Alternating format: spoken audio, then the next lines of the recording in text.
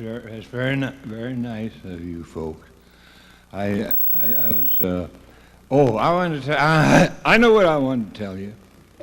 And I might not too if I feel like it. But my wife Terry and I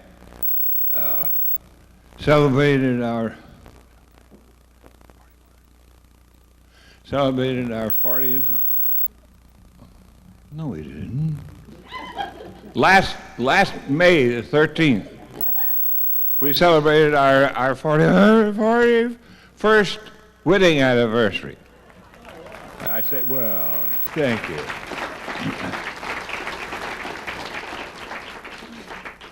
And they said it wouldn't last 6 months, but we had to make it go 9 because she was pregnant.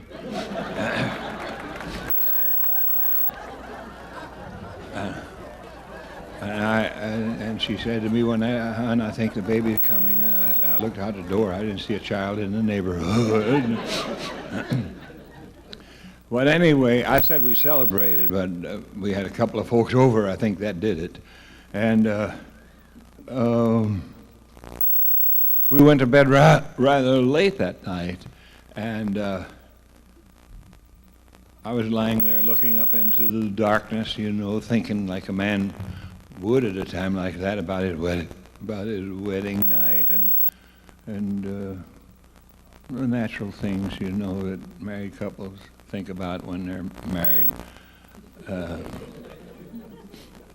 And I said, I didn't make a move. And I said, it certainly wasn't like this 41 years ago, was it, hon? And she says, no, it certainly wasn't. I said, boy, if I remember correctly, I didn't even take time to take my socks off. She said, I know, and tonight I could take the time to knit a pair.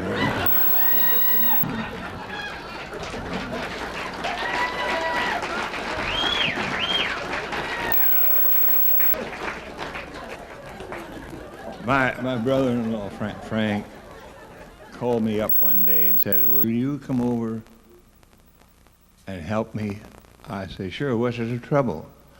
He said, I locked my keys in my car.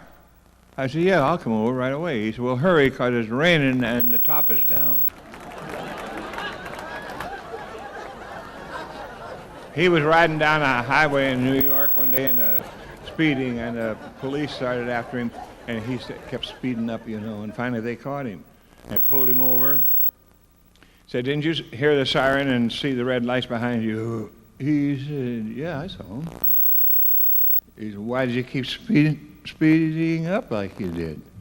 He said, well, about 3 weeks ago, my wife ran away with a highway patrolman, and I thought he was bringing her back.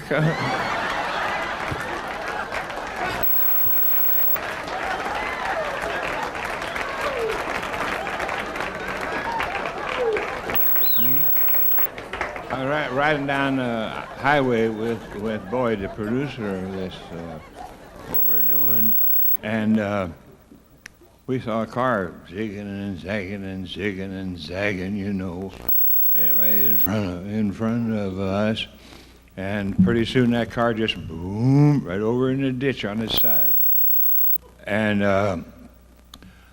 I said, Boyd, would you go back there and check out and see if we can maybe we can be a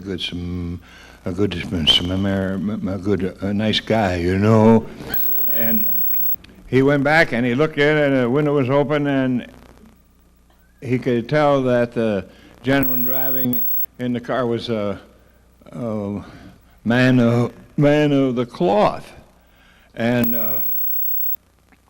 He said, excuse me, sir, are you hurt? He said, of course I'm not hurt. The Lord is riding with me. He said, well, you better let him ride with us. You're going to kill him.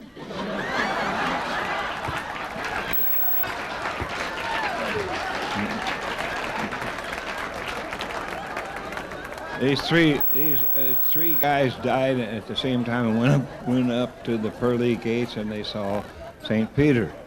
And said, well, here we are, St. Peter, we're ready to come in. He said, well, now, wait a minute. I have to ask you questions first. He said, oh, okay. Start with me. He said, did you ever cheat on your wife? He said, no, sir. No, sir. I was tempted many, many, many times, but never fell to the temptation. I never cheated on my wife. Not once. He said, all right, then you get to go ride around heaven and see all the beautiful sights in that beautiful Cadillac convertible over there. So away he went. Next guy came up, and he said, did you ever cheat on your wife? He said, well, I'm afraid so, yes, sir, about twice.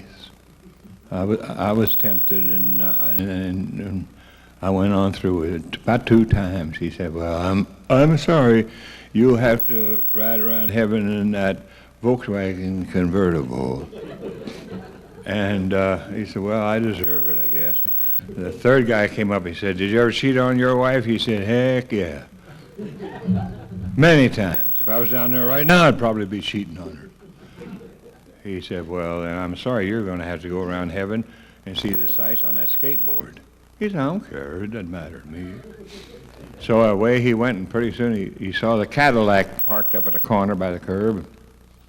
The guy was in there, a dejected look on his face and everything, and he skated up by him. He said, you get to ride around heaven in this beautiful Cadillac, and you're sitting here looking like you lost your last friend. He said, what happened to you? He said, I just saw my wife go by on a skateboard.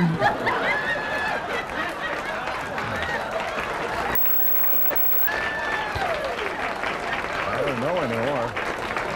I don't know anymore. I'll tell you something you don't know. I know you folks remember when President Nixon was in office, and he had to have a physical checkup at Bethesda Naval Hospital every year. All presidents do.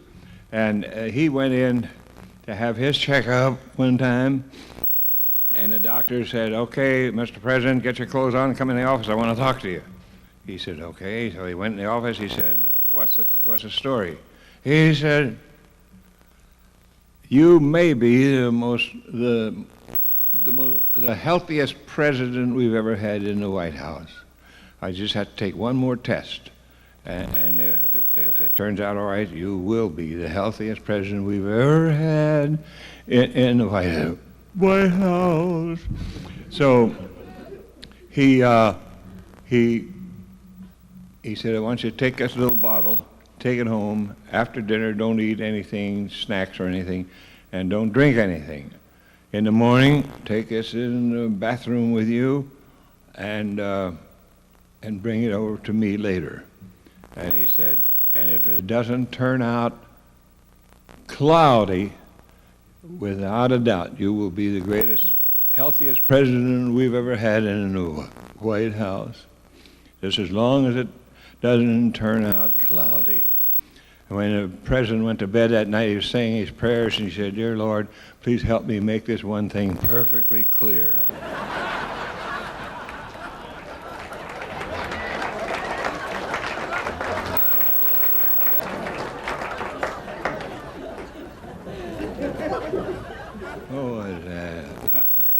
I used to play football. You played football, didn't you, for Kentucky? I used to play football. I played football for the late Paul Brown, one of the finest men who ever lived. And one day I was playing, and we were playing. Our team was playing. I was sitting on the end of the bench, and the folks were up in the stands was yelling out, we want Brooks, we want Brooks, we want Brooks. And finally, Coach Brown called me up and said, Brooks? I said, yes, sir. He said, why don't you go up there and see what they want?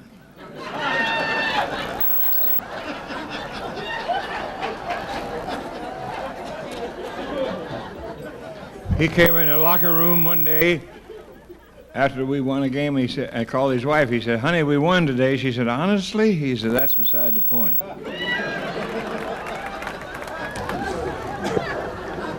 I went home one day, and dinner hadn't been prepared yet. And I wondered why it hadn't been prepared. I said, where's my dinner? And she said, I went to a women's lib today, and I listened to all the things that the ladies had to say, and by golly, if you want your dinner, you just go fix it yourself. Well, cooking is my hobby, and I didn't mind fixing it, so I fixed it. And when I finished, when I finished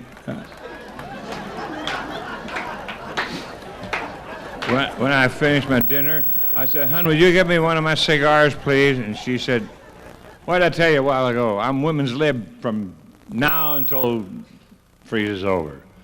And I said, "Well, you go get your cigar yourself," she said. I said, "How would it be if you didn't see me for about 3 days?"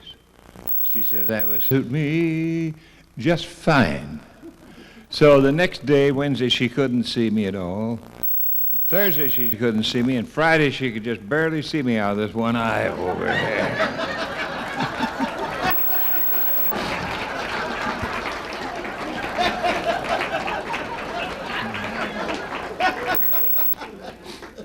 Is that a good one? You never heard that one before? Want me to tell it again?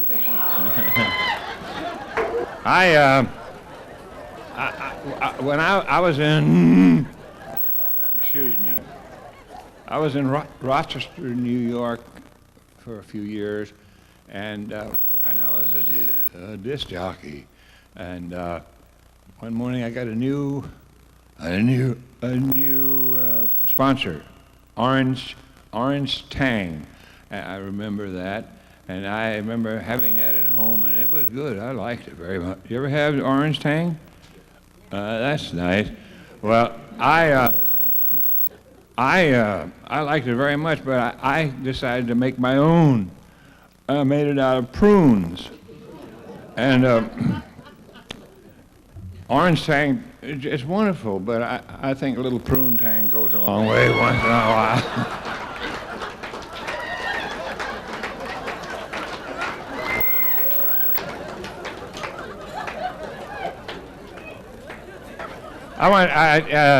Last summer, while I was here,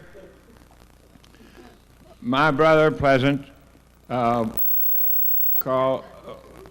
me if I wanted to play golf one day. I said, "You know I don't play golf. I just tried it at the tournament, the contest out there." And he said, "Well, we're having a little thing over there, a little tournament, and over at Bellarmine College, Bellarmine, right?" And I said, "Well, I can't. I don't play well enough to play." He said, "It doesn't make any difference." He said, "They'd love to have you come over and join the crowd." And they got a lot of prizes. And it doesn't make any difference how you score, which is something I haven't done for 10 years. And he says, "You have a chance to win a very nice prize." So I went over, and they showed me the courtesy of letting me hit first. And I went up, and I put one of those little sticks in the ground. Then I put a ball on it, and I swung at it, and I was really happy. I knocked it way out in the field there. And they started me out. They knew I'd never played before, and they started me out with 24 brand new balls. And when I hit the ball out there, a gentleman came up and tapped me on the shoulder and said, "Mr. Brooks, would you like to have a caddy?" And I thought I won a prize. I thought I won a car.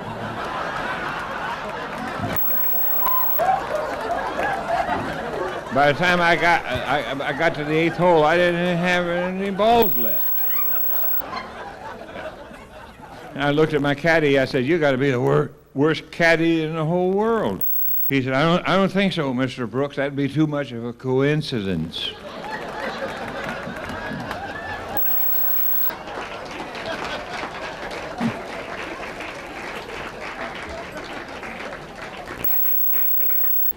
I accidentally, I hit a tree and got in the fairway, and I was looking at the ball and looking off toward the green, and I tried to make my caddy or somebody who might be hearing it think that I knew something about what I was doing. I said, son, do you think I can get home from here with a 4-iron? He said, I don't even know where you live. A fellow went home from church one day. He had a big black eye. And his wife said, how in the world did he get that? And he said, well, when we got up to seeing him, some lady got up and in front of me, and you can tell from the way she was sitting, her dress was stuck in the back. And I just thought I'd help her out, and I reached over and I pulled it down. And she turned around and hit me with her purse. Well, the next Sunday he came home from church, and he had another black eye on the other side. And that same lady was standing in front of him when they were singing a hymn. He looked, and everything was just fine, but he said, heck, she likes it the way it was, I guess. And she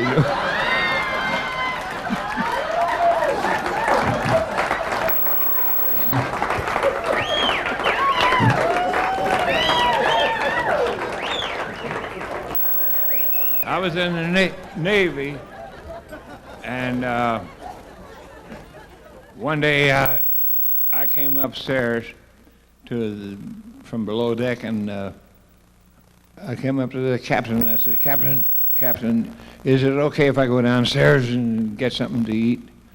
He said, you go downstairs and get something. How long have you been in the Navy, sailor? I said, about 6 weeks, sir. He said, well, for your information, downstairs on board ship is below deck.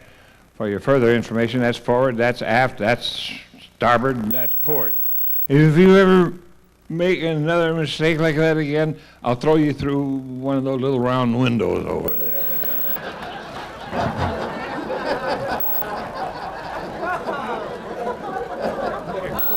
Oh, yeah, I don't know what reminds me of this other than my brother-in-law that I was telling you about, Frank, was an astronaut, he wasn't too dumb. And he went up one day, and while they were going around and around, it came time for one of them to take a I bet you thought I was going to say something else. But to take a walk in space. Excuse me, please. I got a frog in my throat. First piece of meat I've had in a week. And so my brother-in-law got up. No, the other fellow got up and opened the trap door and went out into space, and he was walking in there for about a half hour, and pretty soon it's time for him to get back in the capsule, and he got out the door. He knocked on the door. My brother-in-law said, "Who is it?"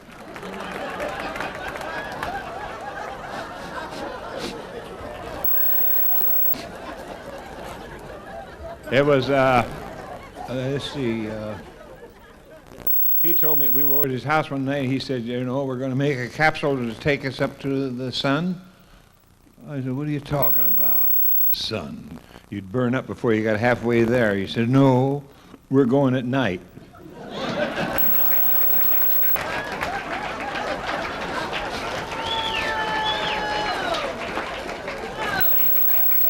I don't know what happened with my marriage, but something happened to it, and Terry decided that we should be sleeping in separate bedrooms. And yeah, you come over tonight, and I'll show you why.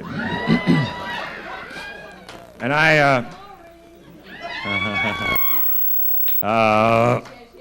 let's see, I was I woke up one morning in my bedroom about 3 o'clock in the morning, and something made me think maybe we shouldn't be sleeping in a separate bedroom. So I walked down the hallway and and her door was locked. So I just knocked on her door. And she said, "You just get away from there. I know what you're knocking for." I said, "Yeah, but you don't know what I'm knocking with."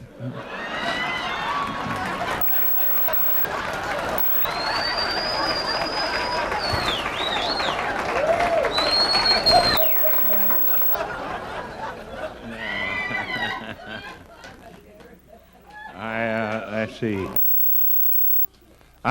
One morning, I already started this and I didn't finish it. My mother used to wring a chicken's head off, and bring it in the house and pluck it. And that's what she said she was doing with it. And then she got down to these little pin feather, really little hairs sticking out of the skin, And she used to take it over to the gas range and turn it over to the flame and burn those little hairs off of there, And Terry was doing that one day with a chicken. What else? And so she said, well, to herself, she thought, well, he's not using his Schick electric razor anymore. Why not try that on my bird?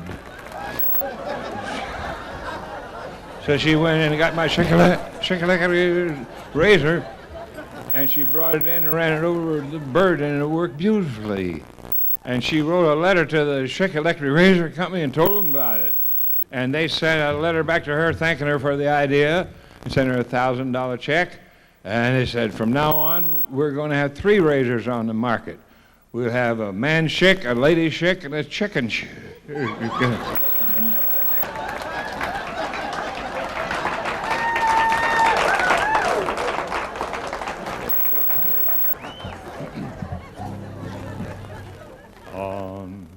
The first day of Christmas, my true love gave to me 1 shot of gin and a partridge in a pear tree. On the second day of Christmas, my true love gave to me 1 shot of gin, 2 cans of beer, and a partridge in a pear tree. On the third day of Christmas, my true love gave to me 1 shot of gin, 2 cans of beer, and a partridge in a pear tree. On the fourth day of Christmas,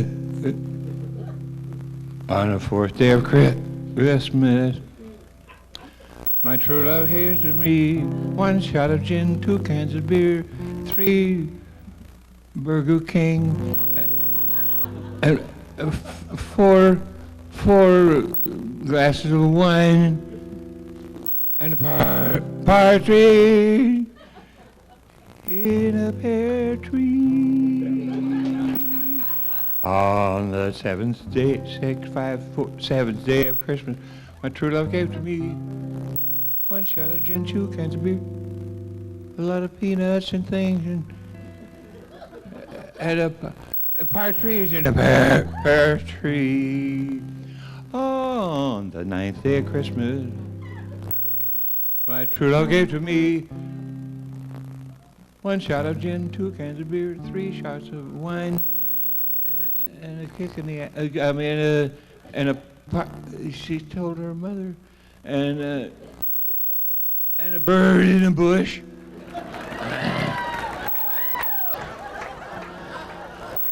On the 10th day, 11th day of Christmas, my true love gave to me 1 can of beer, 2 shots of gin, 4 glasses of scotch, and some other stuff, and a partridge in the tree there.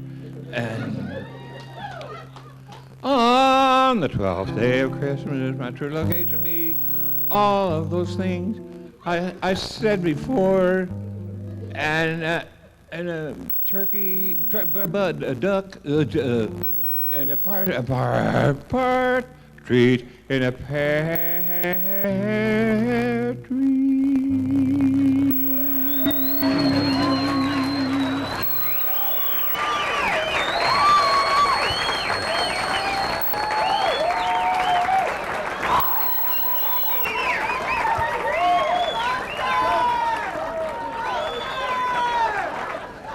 I'm a little worried tonight. I have a note at the bank, and of course I have my wife, and I have a girlfriend.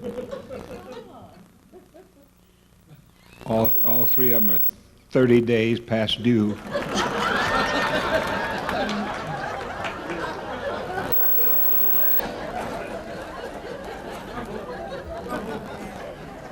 My wife, I don't know what happened to my marriage, but we weren't doing too well. I wasn't doing too well anyway. I went to the doctor and I told him about my sex drive. He said, "Oh, come on, it's all in your head." I said, "I know, I want you to lower it."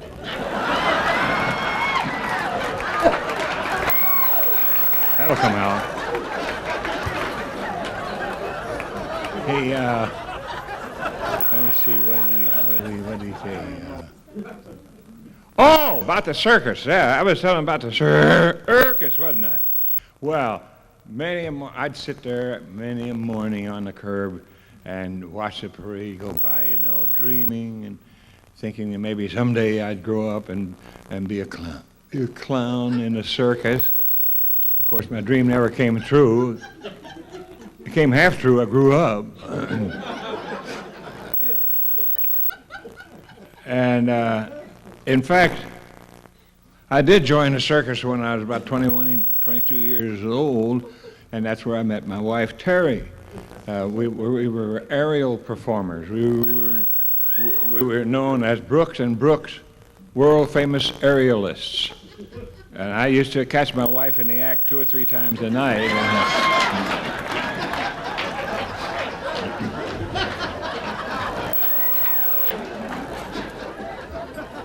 I possibly could have used another way to phrase that, but she was what they call a swinger, and I was a catcher. And she doesn't swing anymore, and I wouldn't know what to do if I caught her.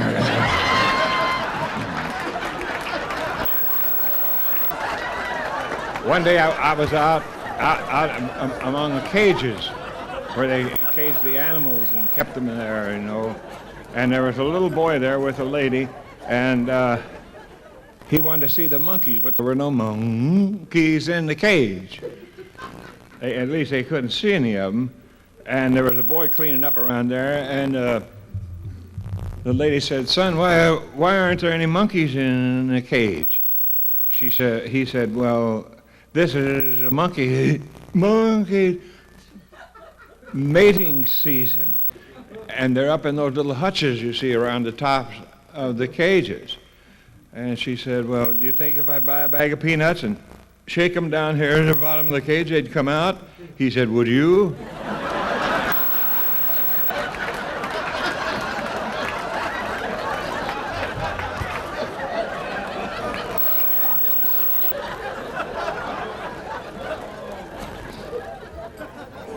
I had a brother went home one night. His wife was standing before a mirror admiring a mink coat. He said, "Where in the heck did you get the mink coat?" She said, "I won it playing bingo." The next night he went home, and she was marrying a double strand of pearls. He said, "Where'd you get the pearls?" She said, "I got them playing bingo." The next night it was a gold wristwatch she had on with diamonds in it. He said, "I suppose you got that playing bingo?" She said, "Yes, I did. And I'm going to play some more tonight. Laura and I are going out." And incidentally, "Would you please draw my bath?" And he said, "All right." So he put about an inch of water in the bathtub. He said, "Your bath is ready." And she came in and looked at it, and she said, "Why didn't you put more water in there?" He said, "I didn't want to get your bingo card wet."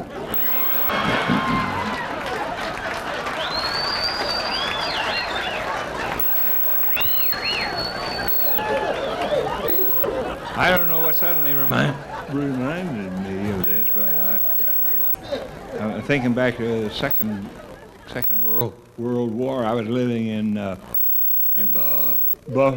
Buffalo at the time. I told you, I think, that Terry lived in Buffalo, and that's where I met her. I met her in a blacksmith shop, and she said, "I wish you would tell, when you say that, I wish you'd tell the folks that I was looking at some wrought iron designs, and that's what I was doing in there." I said, "You were not. You were trying on a pair of shoes."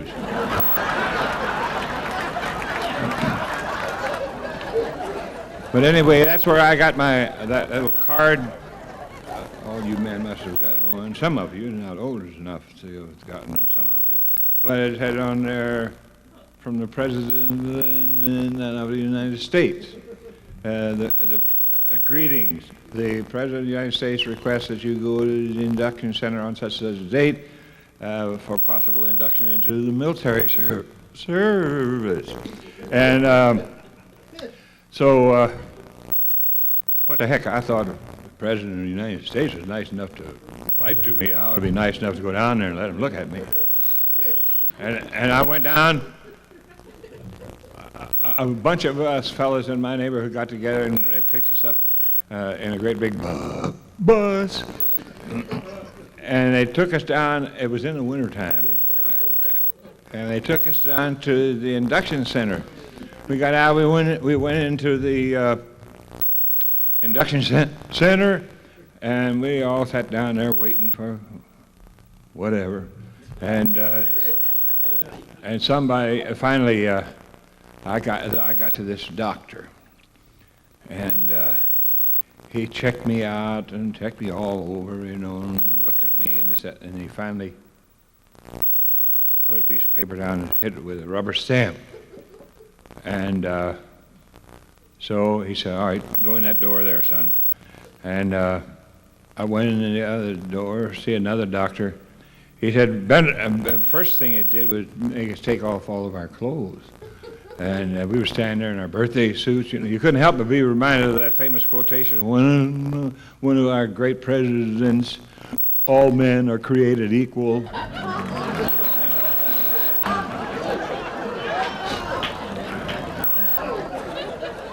I could give them a little argument in that department. They lined us all up in front of this big, long, cold marble bench and said, "Sit down." And we sat down, and it sounded like a bunch of people applauding.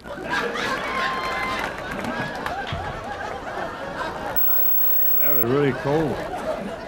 I can't tell you exactly how cold it was, but when we were standing there, a sergeant came up and looking at all of us, and he finally looked at me. He says, "Are you sure you're in the right room, lady?"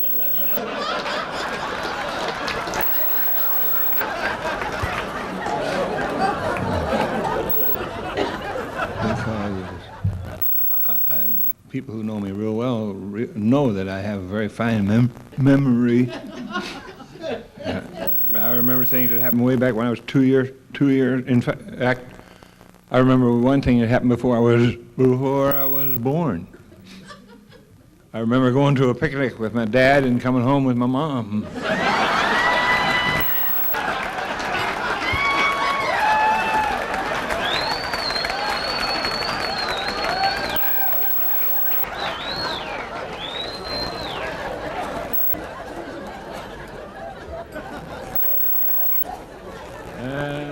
I was on, one time, Terry and I were on a TV show. You may remember it was called Tattletales. And it was run by the late Bert Convey, a wonderful person. He was just a doll of a guy, honest to goodness. And he asked me, that's when they would ask the husbands a question. Then they'd hide the husbands and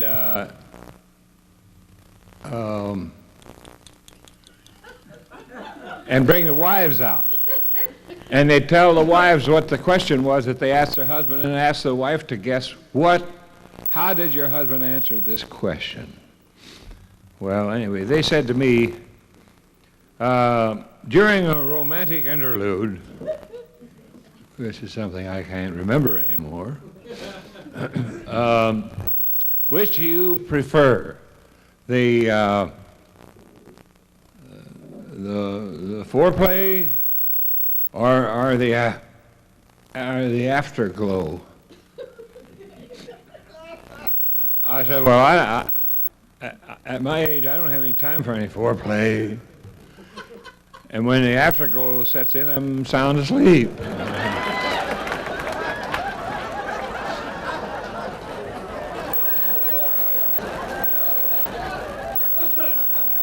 He said, you're on an airplane, sitting by the window, and the airplane is crowded, and you see the attendant coming back with a man, looks like he played professional football, great, big, heavy, muscular fella. And the only seat on the plane that was vacant was the one right next to you on the aisle. And you heard him say to the girl, look, honey, I'm not hungry. I'm not thirsty. I'm sleepy, and I'm going to sleep, and I don't want anybody to touch me. Anybody touches me, I'll kill them. So you take off, and you're halfway to where you're going, and you suddenly feel the urge. And you look at him, and he's got the seat all crowded, and there's no way to get out without touching him. And my stomach was getting upset. And you remember what he said, don't touch him or he'll kill you. And he said, what? And there wasn't anyone, they didn't have any of those little bags on there that they usually have. And he says, what would you do? I said, I'd throw up on him. He said, you'd throw up on him? I said, yeah. And then when he woke up, I said, do you feel better now?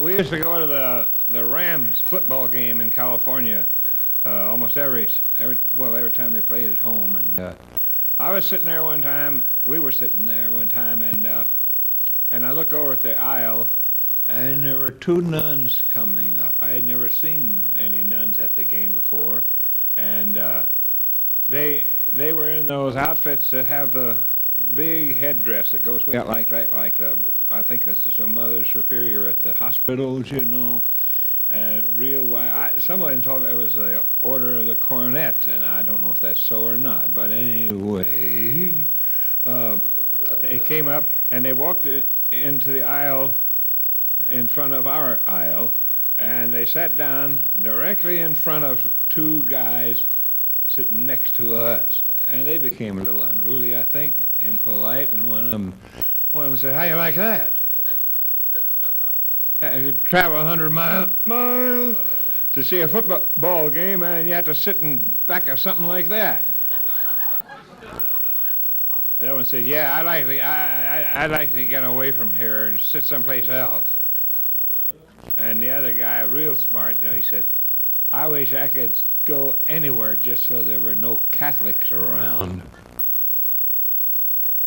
And one of the nuns turned around and said, why don't you go to hell? There are no Catholics down there.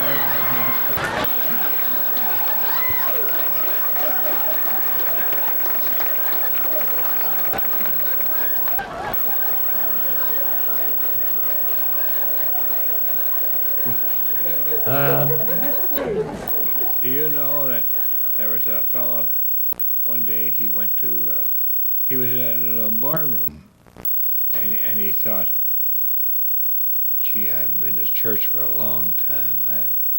I've been such a sinner. I better go over and see the Father and confess my sin and straighten myself out with the church. So he went over to the church, and he was walking down the aisle, and the father was walking up, and the father said, "Joe, is that you?" He said, "Yes, Father, that's me." He said, "Well, for heaven's sake, I haven't seen you in years." He said, "I know, Father, and I've been thinking about all the sins I've been committing, and I thought I've been to confession, and I better go to confession, and so that's why I'm here to see you." He said, "Well, that's a great idea, Joe, but it's very obvious as you had a little party, and I think it'll be much better if you go home and sleep this party off, and then come back tomorrow morning and see me, and I'll be here at 10 o'clock in the morning, and you be here, and I'll hear your confession." He said, "Okay." He said, "But I think you better hear me now. I've been pretty bad." He said, "Oh, you couldn't have been that bad." He said, "You did. I mean, what did you do?" He said, "Well, I stole an apple off a stand, and I've been cursing a lot, and doing a lot of things I shouldn't do, ratting around on my wife." And he said, "Well, you didn't kill anybody, did you?" He said, "What?" He said, You didn't kill anybody, did you?" He said, "No, I didn't kill anybody." "Who said I did?" He said, "No one, but I just wonder if it was that bad." He said, "No, I didn't." He said, "All right, you go on home, and I'll see you in the morning. Now, you live just around the corner, so be careful." He said, "I'll go out there and get hit by a truck. Then where would I be?" He said, "That you don't have to go in the street. Just walk around the corner and go to your home." And he said, "Okay." So he's going home, and he's walking down the stairs of the church, and a friend of his named Charlie was coming up the steps, and he was in his same condition. And Joe said, what do you say, Charlie?" He said, "Hey, hi, Joe." He said, "Where are you going?" He said, "I'm going to confession." He said, You're going to confession?" He said, "Yeah, I go every Saturday." He said, "Come here a minute." He said, "What do you want?" He said, "Come here a minute." He walked up to him. He said, "What the heck you want?" He said, "You're going to confession?" He said, "Yeah, I just told you I was going." He said, "Did you kill somebody?" He said, "What?" He said, "Did you kill somebody?" He said, "Well, heck no, I didn't kill anybody." He said, "Well, the heck with it. Let's go get a beer. He's only hearing murder cases today."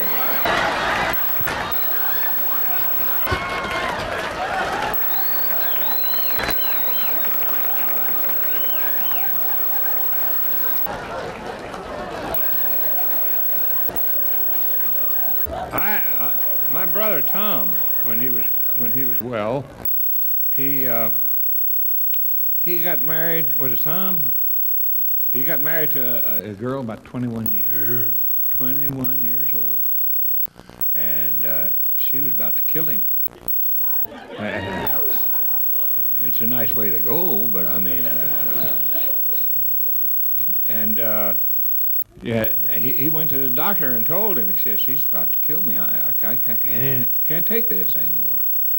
And the doctor says, "Well, you ever think of charging her every time?" He said, "Oh, how in the world are you going to charge your wife for something like that?"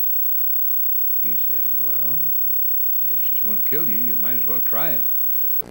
So he went home, and he walked in the door, and she's about to grab him. He said, hold it, jump ball." She said, "What are you talking about, jump ball?" He said, "I just went to the doctor about you, and he told me you had to pay me every time." And he said, $5 on the kitchen floor, $10 on the divan, and $20 on a king-size bed. So she reached her pocket, grabbed a $20 bill and handed it to him. He said, "Oh boy, at least it's on the king-size bed." She said, "No, I want 4 on the kitchen floor."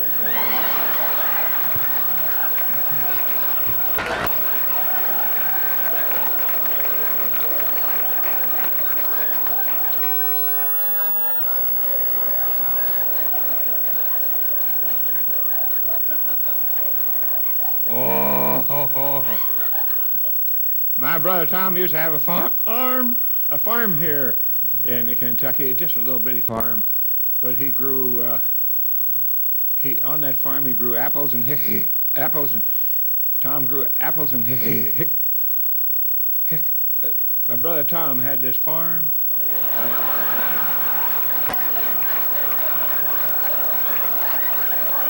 And he grew apples and hickory nuts.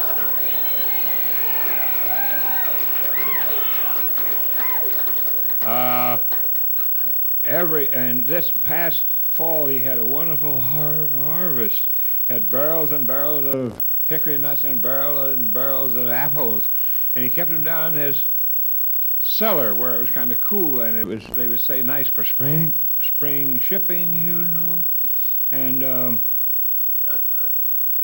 he went down there one day, and he discovered that some animal was stealing some of the nuts and some of the apples. And he went over to Sears and his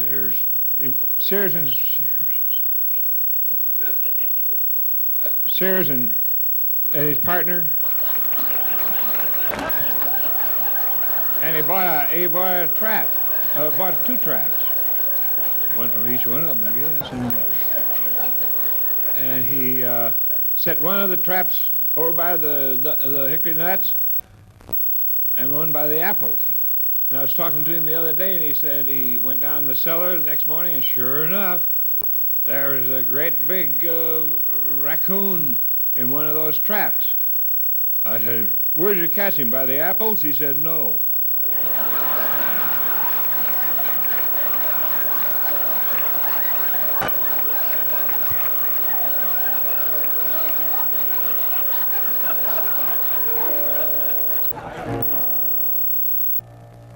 Well, I don't know if what the heck? Even when I go out all around the country and to England, we've been a few places.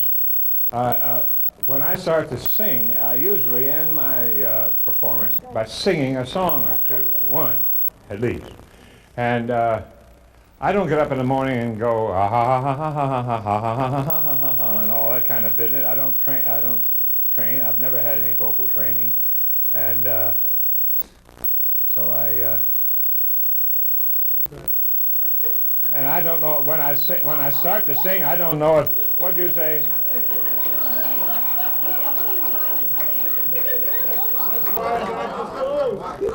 What did you say? You didn't have to tell me you had no training. If you love me half as much as I love you, you wouldn't worry me half as much as you do. You're nice to me when there's no one else around. You only build me up to let me down.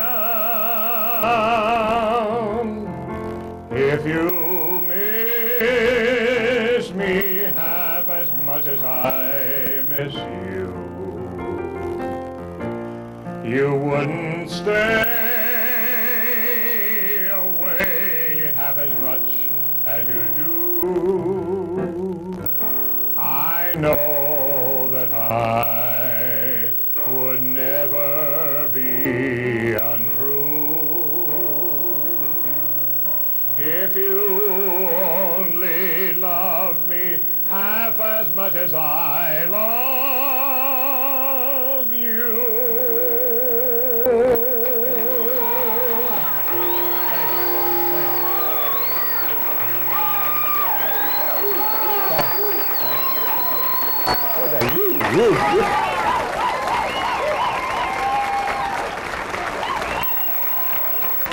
Thank you so much for helping us.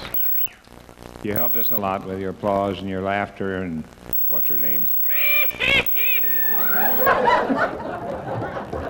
She looked around like I pointed to someone else. Is that who it was? All right. Well, thank you, and drive carefully when you go home. And tomorrow, too. There's some more food out there and some more drinks. Yeah. Thank you. I always leave you on a high note.